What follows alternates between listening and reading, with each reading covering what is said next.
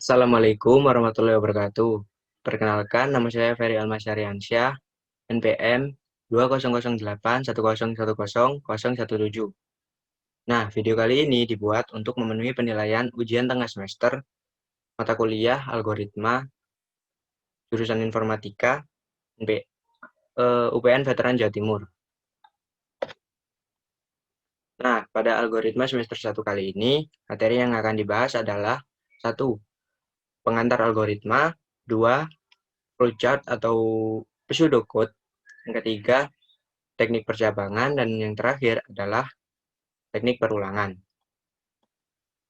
Nah, dalam pengantar algoritma sendiri yang akan saya bahas adalah tentang sejarah, pengertian, penyajian algoritma, contoh, dan syarat algoritma yang baik. Oke, sejarah algoritma sendiri. Algoritma sendiri berasal dari kata algorithm, yang berarti proses menghitung dengan angka Arab.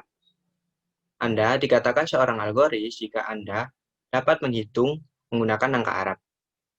Para ahli sejarah matematika menemukan asal kata tersebut berasal dari nama penulis buku Arab yang terkenal, yaitu Abu Ja'far Muhammad Ibnu Musa Al-Khwarizmi.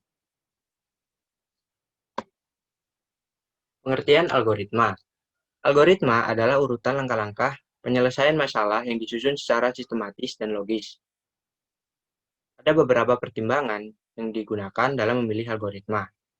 Pertama, algoritma sendiri haruslah benar. Kita harus mengetahui seberapa baik hasil yang dicapai oleh algoritma tersebut. Yang kedua, efisiensi algoritma. Maksud dari efisiensi sendiri dapat ditinjau dari dua aspek, yaitu efisiensi waktu dan juga efisiensi memori. Penyajian algoritma. Algoritma dapat disajikan melalui tiga cara.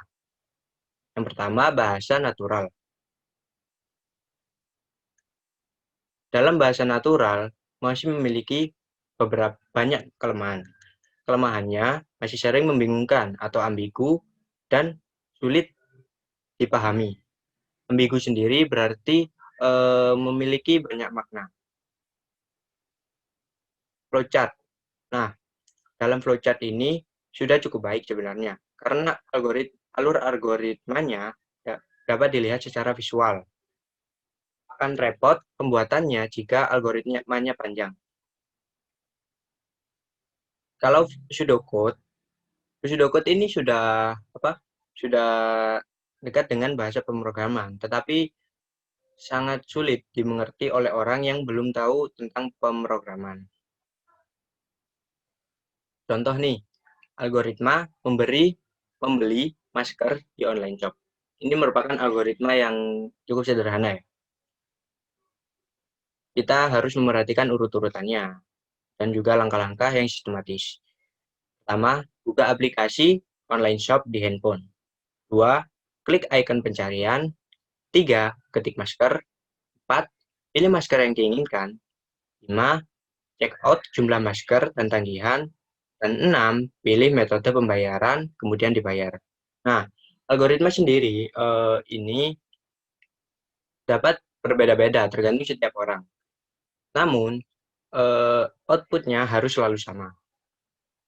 Jika kita ingin membeli masker, maka nanti outputnya harus masker, bukan handphone atau yang lain. Ya. Oke, syarat algoritma yang baik. Beberapa syarat algoritma yang baik antara lain tingkat kepercayaan yang tinggi, pemrosesan yang efisien, bisa dikembangkan, mudah dimengerti, dan sifatnya general. Oke, kita masuk ke materi yang kedua, flowchart dan pseudocode. Flowchart sendiri adalah gambaran dalam bentuk diagram alir dari algoritma-algoritma dalam suatu program yang menyatakan arah alur program tersebut. Beberapa unsur yang biasa digunakan dalam flowchart. 1. Input. 2. Percabangan. Percabangan ini biasanya menggunakan if atau switch. 3. Perulangan. Biasanya menggunakan while, for, loop. Yang keempat, output.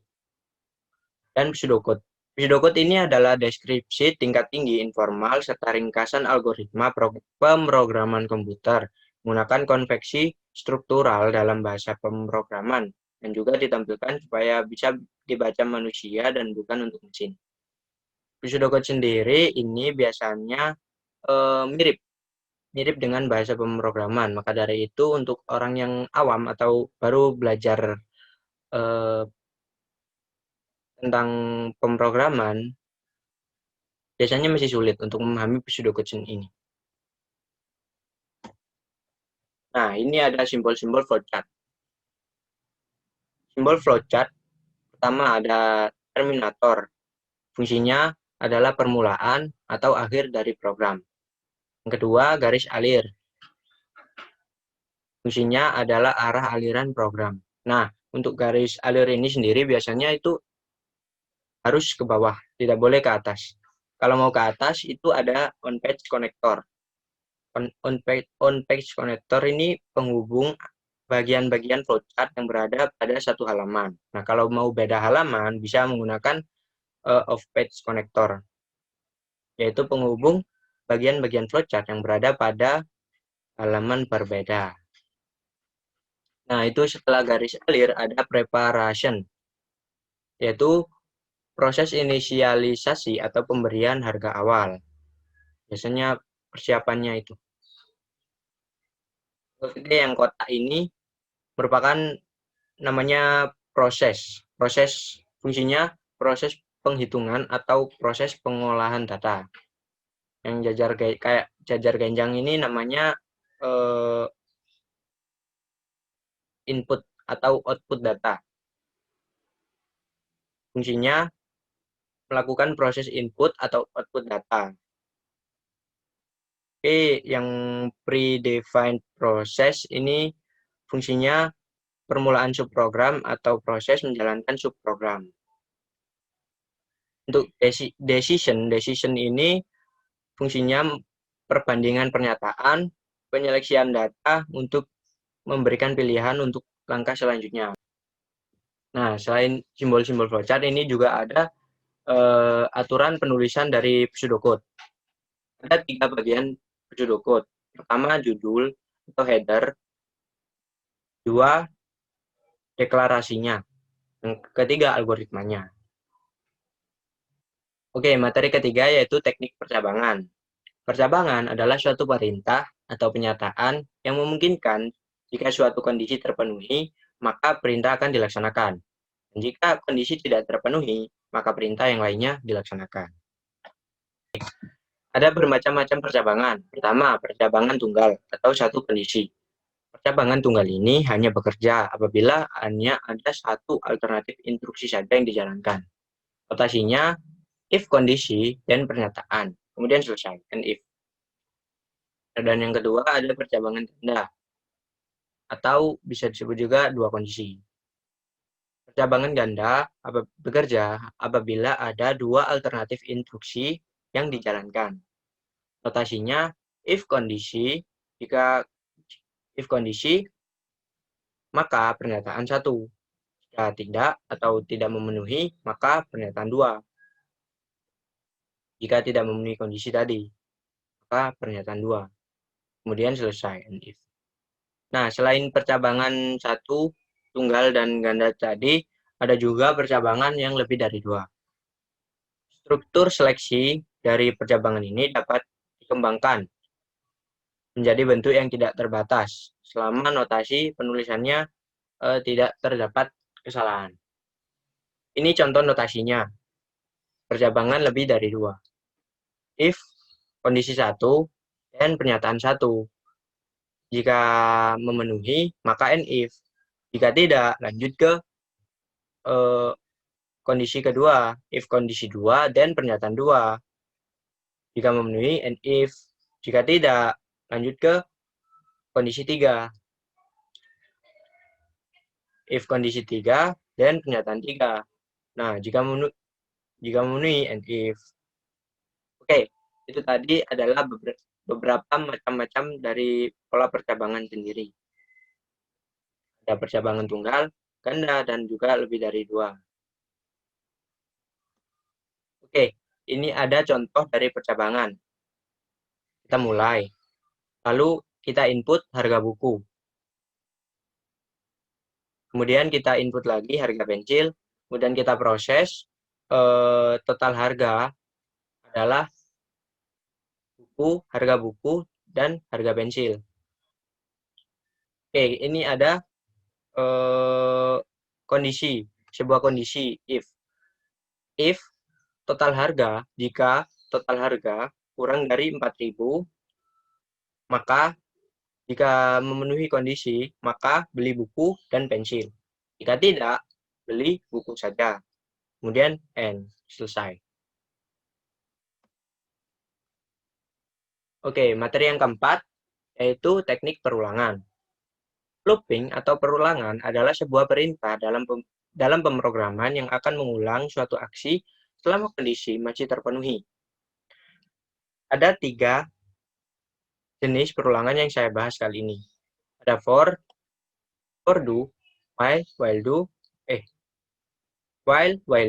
dan repeat. Repeat ini until biasanya. Oke, ini adalah perulangan for. Perulangan for merupakan perulangan tanpa kondisi, dan biasanya jumlah perulangan sudah diketahui. Oke, terdapat 2 jenis for, yaitu pertama, for ascending atau positif. Notasinya atau sintaknya adalah for variabel sama dengan nilai awal itu nilai akhir. Kemudian lakukan pernyataan. And for. Kedua, ada for descending atau negatif. Untuk notasinya, for variabel sama dengan nilai akhir down to, jadi nilai akhir ke nilai awal, maka lalu lakukan pernyataan. Kemudian and for. Oke, ini ada contoh flowchart dari for ascending atau positif. Kita mulai. I sama dengan 1. Do 100, maka lakukan do pernyataan saya tidak akan melakukan perbuatan itu lagi. Nah, seharusnya di bawah